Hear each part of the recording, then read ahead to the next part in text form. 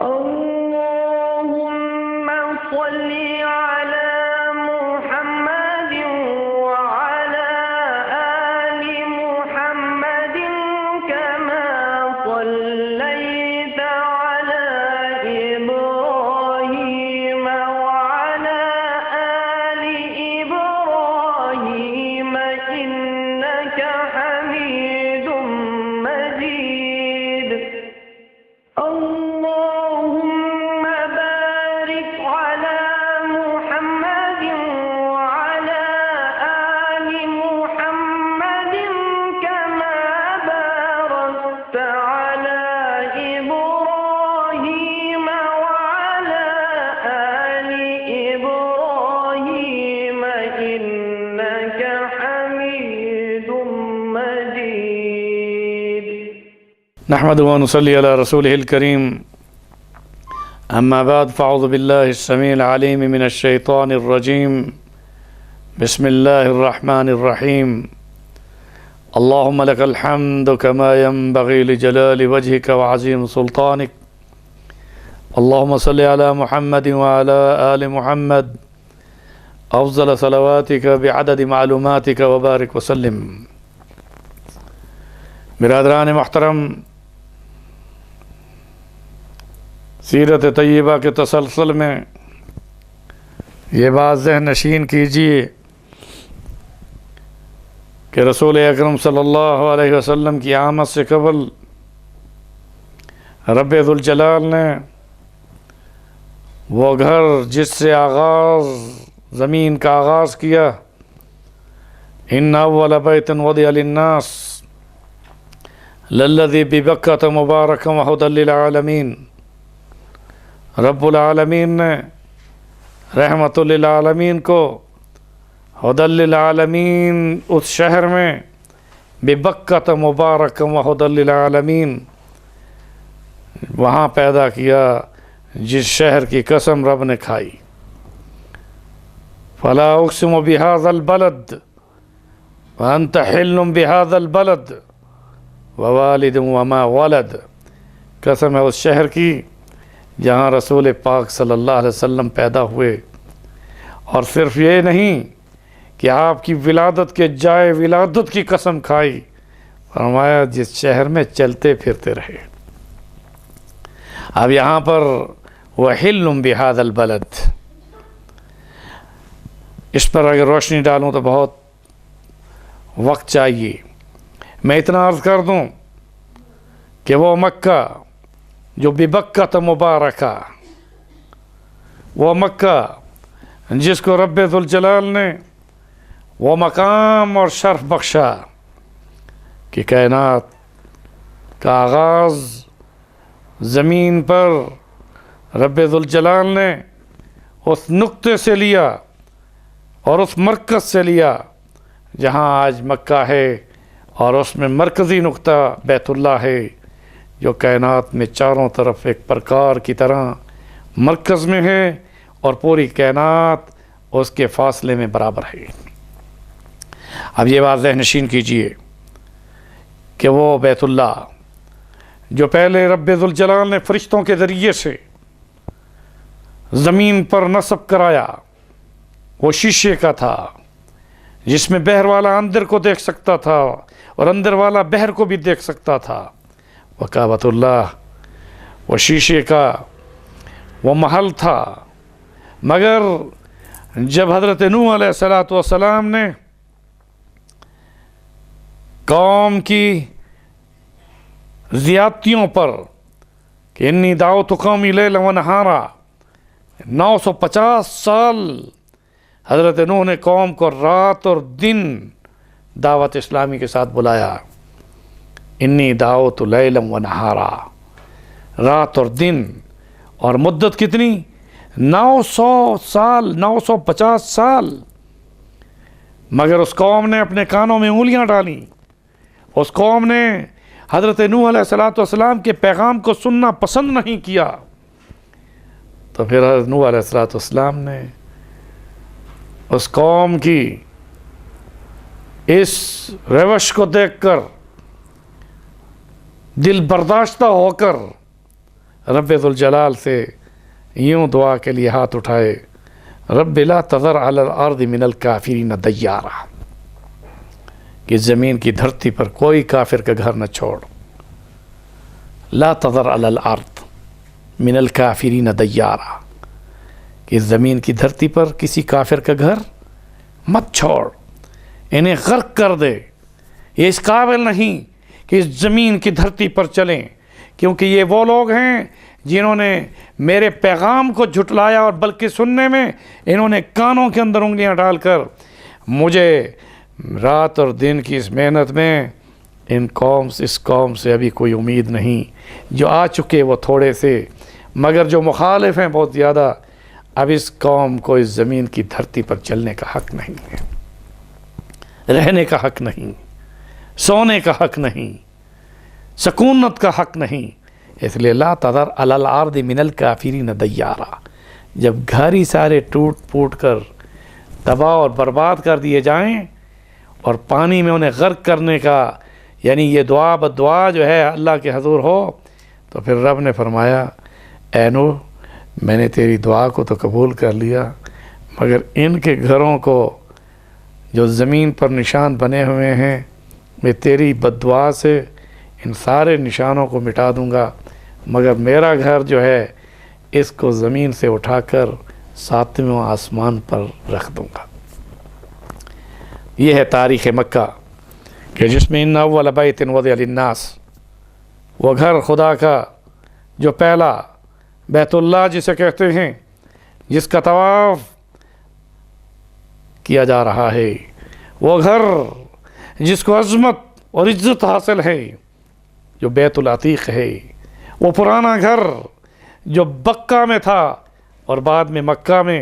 ابراہیم خلیل اللہ نے اسے تعمیر کیا. بکہ اور مکہ دونوں ایک ہی شہر کے نام ہیں، اور اس بلد الامین کو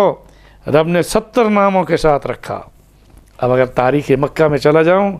یہ بلد الامین ہے، یہ وہ اللہ کا پہلا گھر، وہ مکہ بکہ، اور وہ شہر ہے جسے طیبہ کہتے ہیں، جسے مکرمہ کہتے ہیں، جو اپنی عظمت کے اعتبار سے معظمہ بھی ہے، مکۃ المعظمہ، مکۃ المکرمہ. اور اسی طرح سے ہدی للعالمین جس کو قرار خطاب دیا گیا. تو کتنا خوبصورت جملہ ہے کہ رب العالمین نے ہدی للعالمین میں رحمت للعالمین کو پیدا کیا، اور کتاب وہ عطا فرمائی جو ساری کائنات کے لیے ہدایت کا پیغام ہے. یہاں جس شہر میں نازل ہونا تھا پہلی وحی کے ساتھ، وہ غار حرا جو جبل نور پر ہے.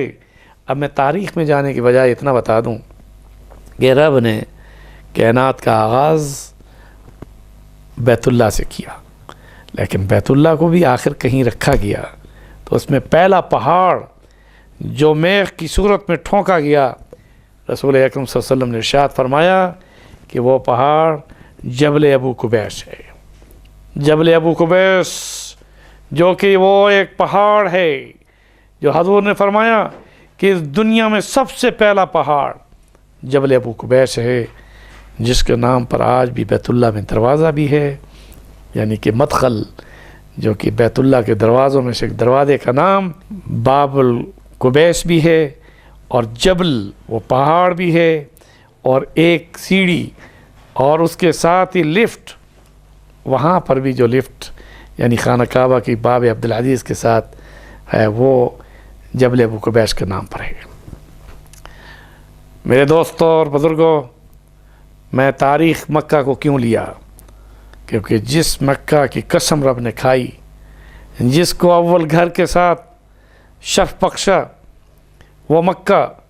جس میں جبل ابو قبیس کے اوپر اس کے ساتھ بیت اللہ رکھ کر اس کا طواف آج بھی ہے، لیکن دعائے نوح کے ساتھ، بد دعا کے ساتھ، جس وقت قوم کو رب نے غرق کرنے کا، بندوں کو غرق کرنے کا ارادہ کر لیا، ادھر حکم کیا کہ تم کشتی بناؤ، اور ادھر بیت اللہ کو اٹھا لیا جو آج 7ویں آسمان پر بیت المعمور کی شکل میں ہے. وہ اللہ کا گھر جو رحمت کا گھر، وہ وہاں ہے.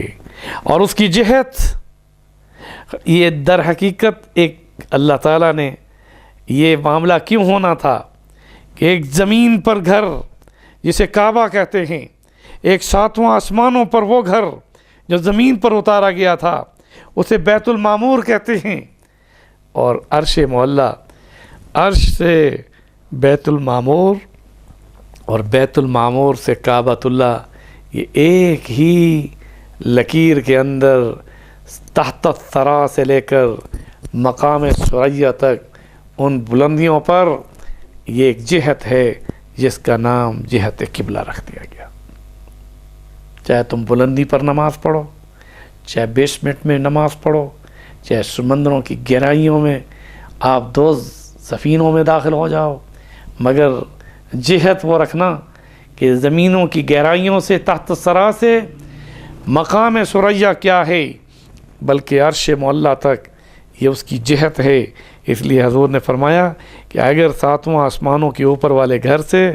جو بیت المعمور ہے کوئی چیز پھینکی جائے تو سیدھا کعبۃ اللہ کی چھت پر آئے. آئیے موضوع ادھر سے ادھر ہو جائے گا.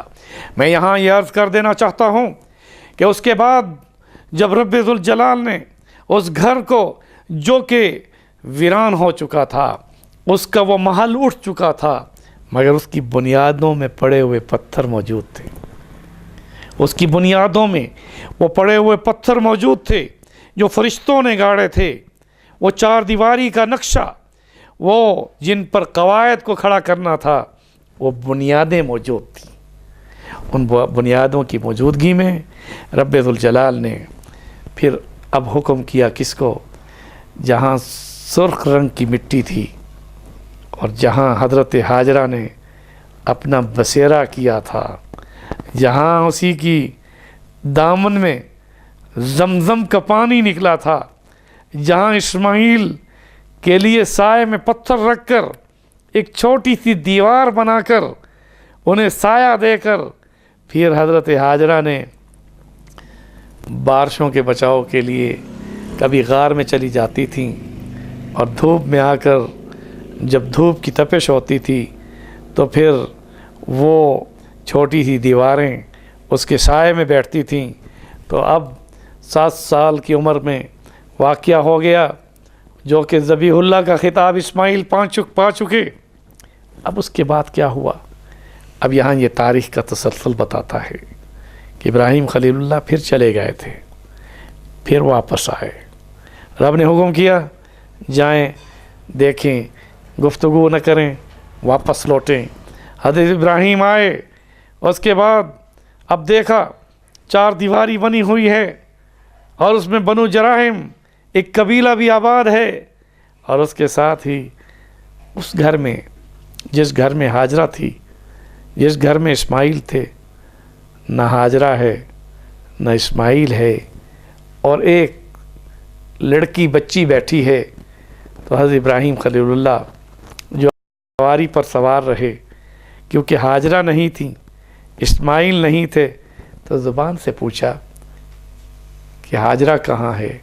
اسماعیل کہاں ہے؟ تو اس عورت نے، اس لڑکی نے جواب دیا کہ وہ مینا میں شکار کرنے کے لیے گئے ہوئے ہیں. کہا تم کون ہو؟ حضرت ابراہیم نے پوچھا اس لڑکی سے کہ تم اس گھر میں کون ہو؟ تو اس نے کہا میں اسماعیل کی بیوی ہوں. اب یہاں یہ معلوم ہو گیا کہ کتنی مدت اور گزری کہ اسماعیل علیہ السلام عالم بلوغت میں پہنچ گئے اور شادی بھی ہو گئی، اور وہاں ایک 4 دیواری میں لڑکی کو بھی پا لیا حضرت ابراہیم نے، اور ہاجرہ نہیں ہے، اسماعیل نہیں ہے. اور اس دولہن کو دیکھا اور پوچھا کہ بتاؤ اب تمہارا گزارا کیسے چل رہا ہے؟ تو اس لڑکی نے کہا بس بڑا مشکل گزارا چل رہا ہے، زمزم پیتے ہیں، شکار کا گوشت اسماعیل لاتے ہیں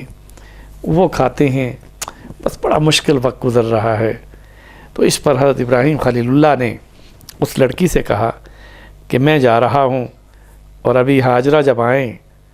جب ہاجرہ آئیں اور اسماعیل آئے تو اسے میری چہرے کی اس کیفیت کو بتانے کے بعد یہ کہنا کہ وہ آئے اور انہوں نے حکم کیا کہ اپنے گھر کی چوکھٹ کو بدل دو۔ ایسا ہی ہوا کہ تھوڑی دیر کے بعد حضرت ابراہیم چل گئے، اور جب وہ روانہ ہو گئے ادھر سے حضرت ہاجرہ مما اسماعیل علیہ السلام کے جس وقت گھر میں داخل ہی نہیں ہوئی تو کہنے لگی مجھے خوشبو آ رہی ہے ابراہیم کی،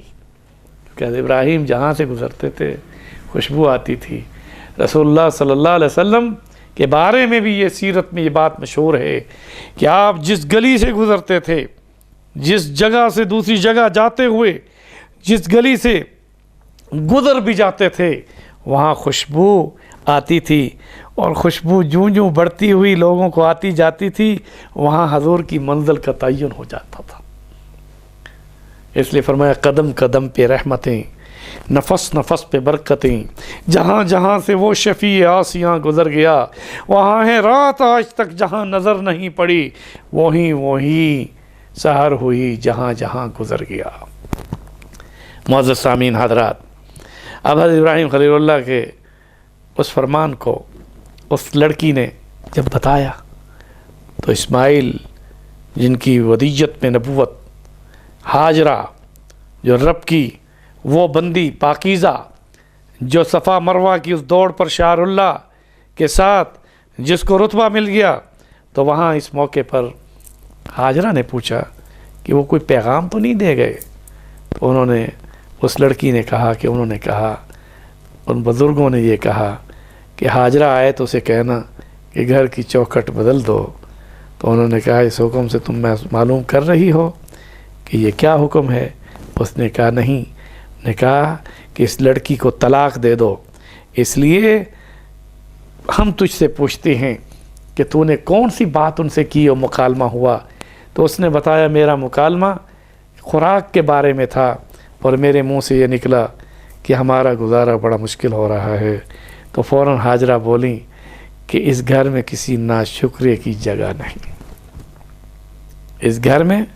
کسی ناشکرے کی جگہ نہیں۔ یہ ہمارے سرتاج ابراہیم حکم کر گئے کہ اسماعیل ایسی بیگم کو اپنے گھر میں نہ رکھے جو اس کی غیر موجودگی میں اپنی رہن سہن میں شکر نہ کرتی ہو اور اپنا شکوہ پیش کرتی ہو، تو اس کو فارغ کر دو۔ ایسا ہی ہوا کہ حضرت اسماعیل نے اس کو چھوڑا، اور پھر چند روز بعد ایک اور اس قبیلے کی لڑکی سے شادی ہوئی اور اس کو اپنے گھر میں بسایا۔ پھر اللہ نے حکم کیا ابراہیم کو جاؤ سلام کرنے جاؤ، دیکھنے جاؤ، لیکن گفتگو یعنی اتر کر نہیں، سواری پر اور واپس لوٹو۔ پھر آئے، پھر جب آئے تو دیکھا کہ اس چار دیواری میں ایک اور لڑکی بیٹھی ہے، نہ ہاجرہ ہے نہ اسماعیل ہے۔ پوچھا ہاجرہ اور اسماعیل کہاں ہیں؟ اس لڑکی نے کہا وہ مینا اور مزدلفہ گئے ہوئے ہیں، جہاں شکار کرنے کے بعد ابھی آئیں گے۔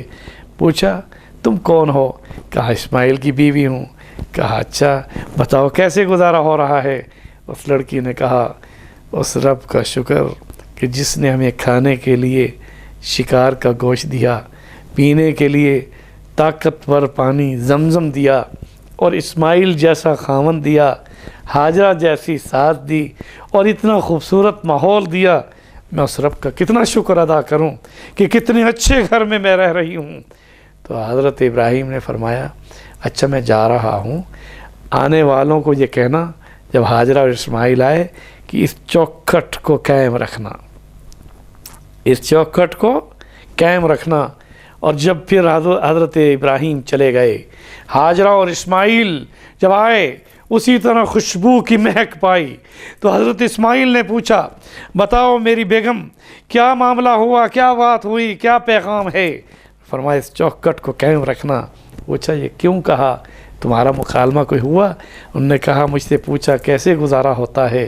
میں نے کہا اس رب کا شکر جس نے مجھے اسماعیل جیسا خاوند دیا، جس نے مجھے ہاجرہ جیسی ماں دی، جس نے مجھے اتنا خوبصورت ماحول دیا، جس نے پانی کا چشمہ دیا، جس نے کھانے میں اچھی خوراک دی۔ تو ابراہیم فرما گئے چوکھٹ کو قائم رکھنا۔ تو اسماعیل نے فرمایا کہ اب تو قائم ہے، اور اللہ نے فیصلہ کر دیا کہ اب اسی بندھن میں ابراہیم کے بیٹے اسماعیل کی بیگم اور اسماعیل کی پشت سے آنے والا بچہ محمد رسول اللہ ہوگا. وہ پشت جس سے کیدار اور آگے مقام بڑھتا گیا. بہرحال میں یہاں یہ بتاتا چلا جاؤں، اس کے بعد پھر آئے اور وہ عمر اس وقت حضرت اسماعیل کی بعض روایات میں ہے کہ 15 سال سے اوپر تھی، بعض میں ہے 16 سال تھی. 16 سال کی فراق، آپس میں آنا جانا تو رہا مگر گفتگو نہیں. مگر اس دوران میں جہاں گفتگو ہوئی تو وہاں ذبح کا واقعہ ہے. لیکن یہاں یہ بتاتا چلا جاؤں کہ ابراہیم خلیل اللہ اب جب آئے تو پوچھا، بیگم بیٹھی ہے اسماعیل کی، پوچھا کہاں ہے ہاجرہ، کہاں ہے اسماعیل؟ تو اس عورت نے جسے حضرت ابراہیم تاج پہنا گئے تھے کہ قائم رکھنا، وہ شاکرہ، وہ شاکرہ عورت جس کی نسل سے کنانہ نے آنا تھا، جس کی نسل سے عدنان سے کنانہ سے قریش اور قریش سے ہاشم نے آنا تھا، وہ مطلبی کی وہ ماں. میں یہاں بتاتا چلا جاؤں، اس نے رو کر کہا، اب رو پڑی. ابراہیم نے پوچھا ہاجرہ کہاں ہے؟ وہ رو پڑی. کہا کیوں روتی ہو؟ کہا یہ وہ قبر ہے ہاجرہ کی، وہ تو فوت ہو گئی. اب یہ تاریخ کا یہ واقعہ، ابراہیم خلیل اللہ جس وقت وہاں رہنے کی نیت سے آئے تو وہ ہاجرہ جس کا آغاز صفا مروہ سے دوڑ کے ساتھ تھا، جس کا آغاز پانی کی تلاش میں دوڑنے کے ساتھ تھا، وہ ہاجرہ جس نے 15 سال اس جدائی میں اپنے اسماعیل کو پروان چڑھایا، اب جب وقت آیا کہ اکٹھے رہیں تو وہ زمین کے اندر تھی اور ابراہیم زمین کے اوپر تھے. اور اس کی قبر وہی جو حتیم کے اندر کی جگہ ہے وہاں بنی ہوئی. تو وہاں یہ بات بتاتا چلا جاؤں کہ پھر پوچھا اسماعیل کہاں ہیں؟ کہا وہ شکار پر ہیں. تھوڑی دیر کے بعد جب بیٹا آیا اور باپ سے گلے ملا اور ابراہیم علیہ السلام نے حضرت ہاجرہ کی جدائی پر آنسو بہائے، اور اسماعیل اور ابراہیم باپ اور بیٹا اپنے سینوں سے سینہ لگا کر حضرت ہاجرہ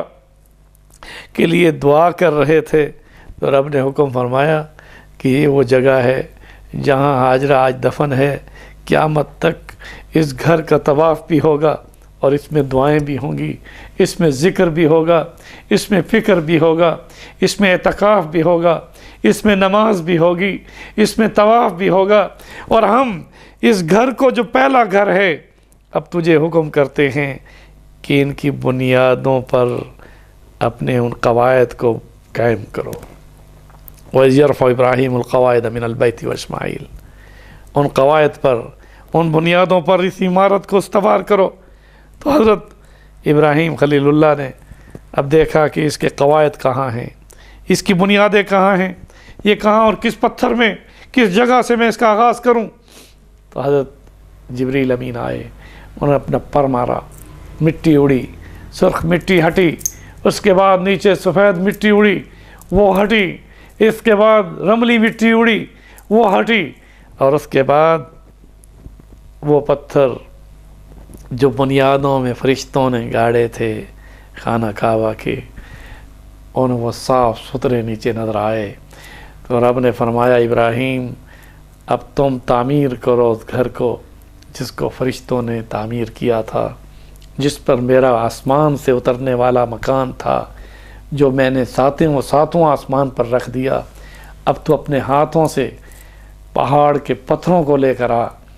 اور اس کے بعد اس کو استوار کر. اور وہ کیسا وقت ہوگا جب ہاجرہ کی قبر ساتھ ہو اور اس کی تعمیر ہو رہی تھی. اسماعیل اور حضرت ابراہیم باپ اور بیٹا پتھر اٹھا کر آ رہے تھے، وہاں اس کی تعمیر کی، ان بنیادوں پر ان پتھروں کو کھڑا کیا جہاں تک ہاتھ پہنچتا تھا، پتھر رکھے. اب پتھر پر پتھر رکھ کر اونچا ہونے کے لیے، کیونکہ رب نے فرمایا اس کی بلندی اتنی ہونی چاہیے، اس کا طول و عرض بھی اتنا ہونا چاہیے جتنا یہ موجود ہے. تو حضرت ابراہیم علیہ السلام نے معمار بن کر پتھروں کو اٹھایا، ان کو کاٹا۔ اسماعیل علیہ السلام معمار بن کر، مزدور بن کر اس گھر کی تعمیر کر رہے ہیں۔ اور یہ اللہ کا وہ گھر جسے بیت اللہ کہتے ہیں، جسے کعبۃ اللہ کہتے ہیں، جو مسجد حرام میں ہے، جس کو بیت العتیق کہتے ہیں، وہ اللہ کا گھر جسے اللہ نے وہ شرف بخشا ہے کہ جہاں آج حجر اسود نصب ہے، جہاں پر مقام ابراہیم کا وہ پتھر پڑا ہے۔ اس کی تاریخ کیا ہے کہ جب حضرت ابراہیم خلیل اللہ کا ہاتھ پہنچنے سے، کیونکہ اس وقت کوئی لکڑیاں تو نہیں تھی کہ گو بناتے اور اس پر چڑھتے، تو رب نے فرمایا اس حضرت جبریل کو کہ مجھے ابراہیم کی ادا پسند آ رہی ہے کہ وہ پتھر پر پتھر رکھ کر پتھر کو خانہ کعبہ کی دیوار پر نصب کر رہے ہیں۔ فرمایا یہ پتھر لے جاؤ جو جنت کا یاقوت ہے، اور پہلے مصلی کی شکل میں اسے پیش کرو، وہاں حضرت ابراہیم کو حکم کرو کہ اس پر کھڑے ہوں اور نماز پڑھیں۔ حضرت ابراہیم جب کھڑے ہوئے، دونوں پاؤں اس میں رکھے، وہ پتھر، وہ جنت کا پتھر، وہ یاقوت جو جنت کا یاقوت تھا، وہ جھوم اٹھا کہ میرے اوپر نبوت کے قدم آئے ہیں۔ تو اس جھومنے میں ایسے موم ہوا کہ حضرت ابراہیم کے قدم اس کے اندر داخل ہو گئے، اور آج بھی وہ نشان، نقش پا حضرت ابراہیم کے وہاں موجود ہیں، وہ نقش پا حضرت ابراہیم کے موجود ہیں۔ اب یہاں ایک خوبصورت جملہ دیتا ہوں کہ وہ نقش پا کا مقام ابراہیم، جسے واتخذوا من مقام ابراہیم مصلی، جسے مصلی کا خطاب ملا، جو نماز کی جگہ کے لیے، نماز پڑھنے کے لیے مصلی بنا، وہاں اس کے لیے یہ کیا ہوا کہ اللہ نے فرمایا جبریل کے ذریعے کہ ابراہیم جب تم ان دو نشانوں پر جہاں آپ کے پاؤں داخل ہوئے ہیں، جب اس کے اندر پاؤں رکھو گے تو پتھر اور گھارا رکھ کر بٹن دبانا ہوگا تمہیں، اللہ اکبر کا پاؤں رکھنے ہوں گے اس نشان میں، تو یہ پتھر لفٹ بن کر اوپر جائے گا، اور جب اس نشانوں سے قدم ہٹاؤ گے تو سبحان اللہ پڑھو گے تو یہ قدم، یہ پتھر نیچے آئے گا۔ اب یہاں یہ بات ذہن نشین کر لیں کہ وہ مقام ابراہیم جس کو آج ہم نماز کا مصلی کہتے ہیں، وہ مقام ابراہیم جس کے دائیں بائیں نماز میں شرف حاصل ہوتا ہے، جہاں پر نماز پڑھنے، قریب نماز پڑھنے کا حکم اللہ نے اپنے بندوں کو کیا ہے، وہ لفٹ بغیر زنجیروں کے اوپر جاتی تھی، اور وہی پتھر بغیر زنجیر کے نیچے آتا تھا۔ اگر آج بٹن دبانے سے الیکٹرانک ترقی کے اس دور میں، سائنسی دور میں لفٹ کا ایجاد ہوا ہے، تو یہ کیا لفٹ ہیں جو سبب کی محتاج ہیں، جو زنجیر کی محتاج ہیں، جو مشین کی محتاج ہیں، جو کہربا یعنی الیکٹرسٹی کی محتاج ہیں۔ لفٹ وہ تھی جو جاتی بھی تھی، آتی بھی تھی، اور پورے خانہ کعبہ کی تعمیر کر رہی تھی۔ اب آئیے، ابراہیم خلیل اللہ نے چار دیواری کو جب اس لفٹ کے ذریعے سے اس مقام ابراہیم پر قدم رکھ کر اور بار بار اوپر نیچے ہو کر پتھروں کو اوپر جما دیا،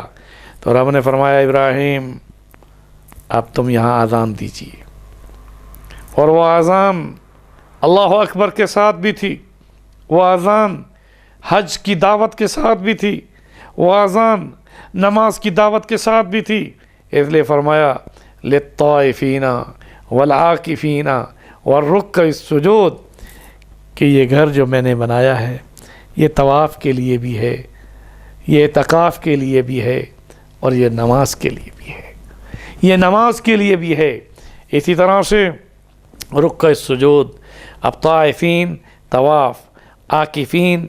اعتکاف، والرکع السجود نماز، ذکر، فکر، اور اس میں اس کی روح نماز کی ذکر ہے۔ اب یہاں یہ بات ذہن نشین کیجئے کہ جب حضرت ابراہیم نے کہا کہ اللہ میں یہ اذان جب دوں گا تو میری یہ آواز کہاں تک پہنچے گی؟ یہ تو جنگلوں میں، اور جنگلوں میں پھر پہاڑوں کی وادی میں، اور پھر چاروں طرف پہاڑ ہیں، گھری ہوئی جگہ ہے اور گہرائیوں میں ہے، چاروں طرف پہاڑ کی بلندی ہے، تو یہاں میری آواز اس گھر میں جس کی چار دیواری ان پہاڑوں کے اندر چھپی ہوئی ہے، میری آواز کیسے جائے گی؟ تو رب نے فرمایا ابراہیم اس کی چار دیواری پر کھڑے ہو کر اذان دینا تیرا کام، اور تیری آواز کو عالم ارواح تک پہنچانا یہ میرا کام۔ علیک الاذان و علینا البلاغ، تیرا کام اذان دینا، میرا کام اذان کی آواز کو عالم ارواح تک پہنچانا۔ یہاں رسول اکرم صلی اللہ علیہ وسلم نے بڑا خوبصورت ارشاد فرمایا میرے جد امجد ابو الانبیاء حضرت ابراہیم خلیل اللہ نے وہ چار دیواری جس کی چھت نہیں تھی، وہ خانہ کعبہ اس کی چھت کیسے ہو سکتی تھی؟ وہاں نہ کوئی درخت تھے کہ جس کی کوئی ستون وہاں اس کی چھتیر میں رکھے جاتے، نہ وہاں کوئی سبزہ تھا، نہ وہاں کوئی شاخیں تھیں کہ اس کی چھت بنائی جاتی۔ وہ چار دیواری تھی جس کی چھت نہیں تھی، اور اس چار دیواری سے خانہ کعبہ کی اس چار دیواری سے عرش معلیٰ کی چھت تک کی جہت تھی۔ آسمان کی چھت سے، بیت المعمور کی چھت سے عرش معلیٰ کی چھت، یہ وہ جہت قبلہ تھی۔ اب یہاں یہ بات ذہن نشین کیجئے کہ ابراہیم خلیل اللہ نے اس چار دیواری پر کھڑے ہو کر جب اذان دی، واذن قرآن میں آتا ہے، واذن، اب یہ قرآن بتاتا ہے کہ وہ ابراہیم کی اذان وہ کیا تھی؟ اس میں حج کی بھی دعوت تھی، اس میں نماز کی بھی دعوت تھی، تو اس میں رسول اکرم صلی اللہ علیہ وسلم نے ارشاد فرمایا کہ ابراہیم کی وہ آواز، ابراہیم کی وہ اذان عالم ارواح میں گونجی، اور سب سے پہلے میری روح نے لبیک کہی،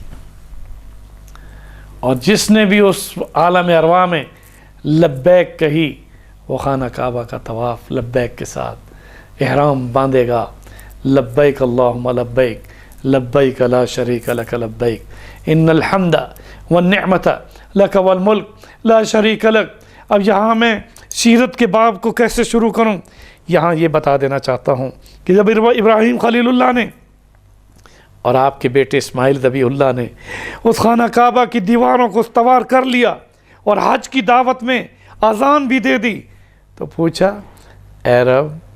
اے اللہ، یہ مکان تو میں نے بنایا مگر اس میں مکین کون ہوگا؟ تو رب نے فرمایا کہ میں یہاں اس بیت اللہ میں، اس بیت اللہ مکہ، جہاں مکہ میں یہ بیت اللہ ہے، یہاں اپنا رسول بھیجنے والا ہوں جس کا نام محمد کا صلی اللہ علیہ وسلم۔ تو اس پر حضرت ابراہیم خلیل اللہ نے 3 دعائیں مانگی کہ ربنا تقبل منا انک انت السمیع العلیم، اے رب میرے اس عمل کو جو میں نے تعمیر کیا تیرے خانہ کعبہ کو قبول فرما لے، تو بڑا سمیع اور بڑا ہی سمیع، بڑا سمیع ہے۔ ربنا تقبل منا انک انت السمیع العلیم، تو سمیع بھی ہے، جاننے والا بھی ہے کہ میرے دل میں اور کون سی دعا ہے۔ دوسری دعا یہ کہی ربنا وجعلنا مسلمین لک ومن ذریتنا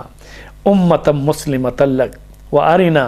مناسکنا وتب علینا انک انت التواب الرحیم۔ اب تو نے گھر تو تعمیر کرایا، مجھے اور مسلمانوں کو وارنا مناسکنا، اس کی حج کا طریقہ بھی سکھا دے، اور بتا کہ ہم کیسے طواف کریں، کیسے نماز پڑھیں، کیسے اس گھر میں رہیں، اور ہماری توبہ کو بھی قبول فرما، کیونکہ یہ مقام مستجاب، یہ توبہ کا، قبولیت توبہ کا بھی مرکز ہے، جس میں تو بڑے بڑے گناہ گاروں کی دعاؤں کو قبول کرتا ہے۔ اور تیسری دعا کیا کی؟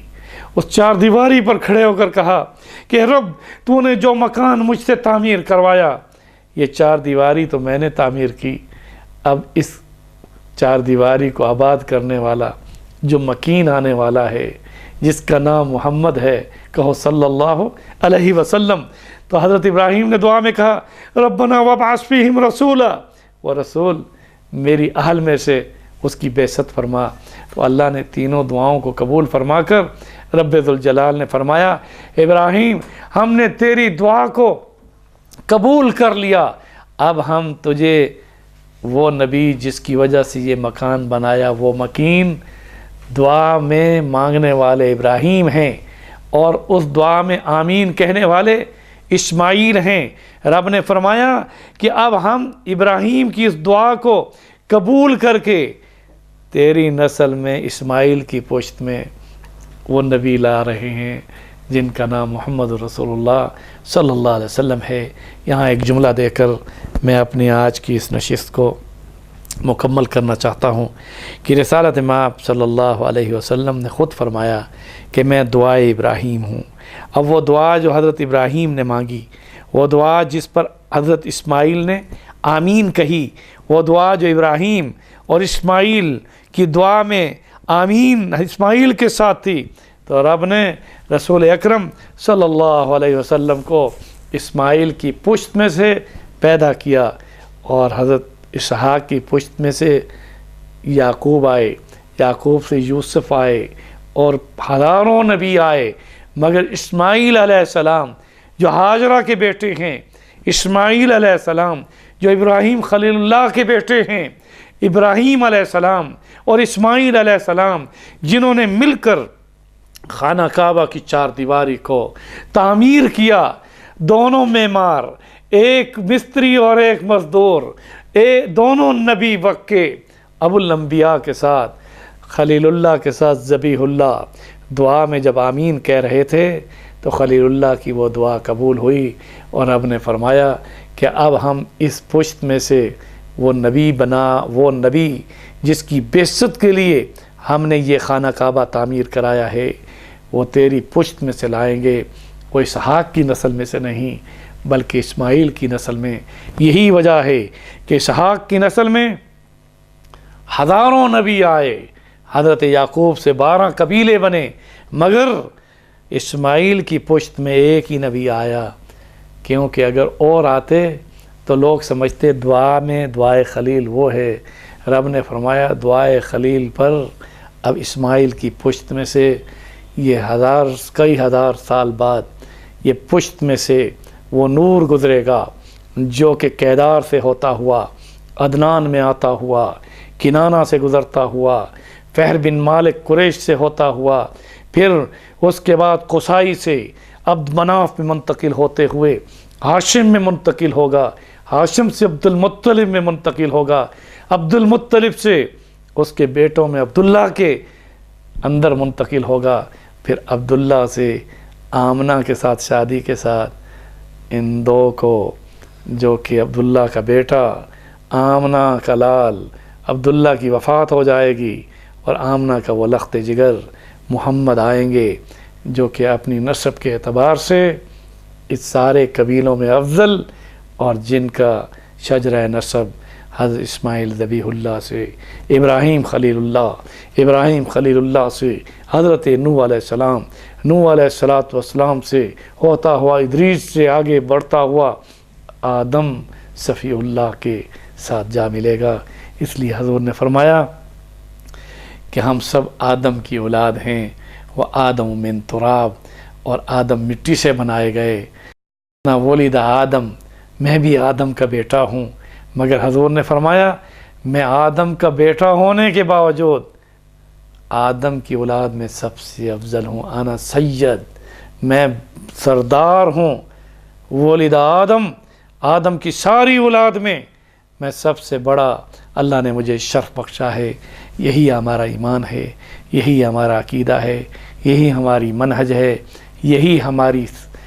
صحیح طور پر متفقہ طور پر لاہ عمل کے ساتھ ایک ایسا نظریہ ہے کہ جس میں ہم یہ کہنے میں بجا ہیں کہ ہمارے رسول اگرچہ اپنے نسب کے اعتبار سے ہاشمی تھے، ہمارے رسول جو کہ اپنے قبیلے کے اعتبار سے قریشی تھے، ہمارے رسول جو اپنی پشت کے اعتبار سے کنانی تھے، عدنانی تھے، وہ مطلبی سے، کنانی سے، کیدار سے ہوتے ہوئے اسماعیلی تھے، اسماعیلی سے ابراہیم خلیل اللہ کے اس نسب تک ملتے ہیں اور آگے آدم تک پہنچتے ہیں۔ اگرچہ یہ سارے نسب یوں آتے ہیں مگر آدم سے عیسیٰ تک جتنے نبی ہیں ان سب میں سب سے افضل سید الاولین سید الآخرین فخر موجودات احمد مجتبیٰ سردار کائنات رحمت للعالمین سید المرسلین اشرف الانبیاء امام الانبیاء شفیع المذنبین رحمت للعالمین خاتم النبیین حضرت محمد مصطفیٰ کہو صلی اللہ علیہ وسلم ہمارے وہ رسول ہیں جو سب سے افضل ہیں بعد از خدا بزرگ۔ تو ہی قصہ مختصر حضور اگرچہ نسبوں سے گزر کر آخر میں آئے مگر انا اول الانبیاء فی الخلق، روح میں اول، روح کی تخلیق میں اول، خلقت میں اول الخلق اور اکرم الخلق ہونے میں اور افضل الخلق ہونے میں آئے تو آخری نبی بنا کر بھیجے گئے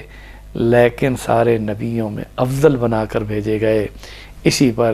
اسی جملے پر میں بات کو ختم کرتا ہوں کہ جناب رسالت مآب صلی اللہ علیہ وسلم اپنی عظمت کے اعتبار سے تمام نبیوں کے سردار ہیں،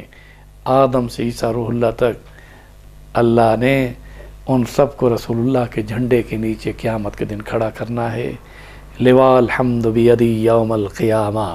حضور نے فرمایا قیامت کے دن میرے ہاتھ میں حمد کا جھنڈا ہوگا اور تمام نبی میرے جھنڈے کے نیچے ہوں گے۔ ہماری دعا ہے کہ رب ذوالجلال قیامت کے دن عرش کے سائے میں رسول اکرم صلی اللہ علیہ وسلم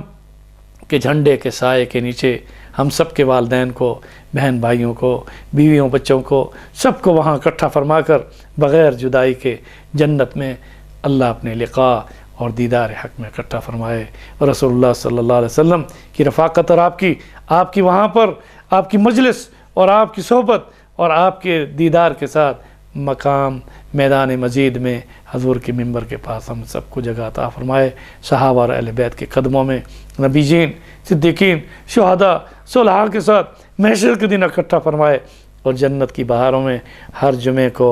میدان مجید میں رسول اللہ صلی اللہ علیہ وسلم کے ممبر کے پاس جگہ عطا فرمائے۔ وآخر دعوانا ان الحمدللہ رب العالمین۔